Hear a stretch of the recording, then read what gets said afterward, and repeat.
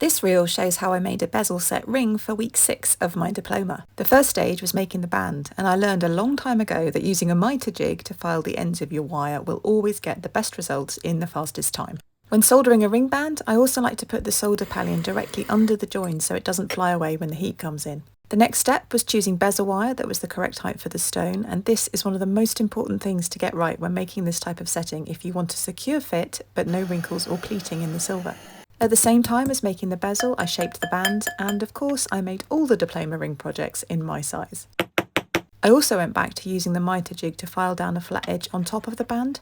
This creates a greater area for the solder to adhere to and helps the bezel backplate to lie flat. I then finished off the bezel itself and decided to trim the metal right up to the edge. The trickiest part for me was soldering the two pieces together.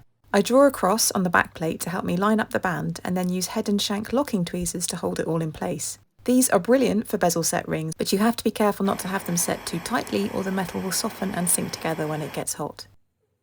The next stage is to give it a sand and polish before setting the stone. Now for the setting part, I tried a square stone pusher to begin with, but quickly decided I didn't like that and reverted back to the curved burnisher I usually use.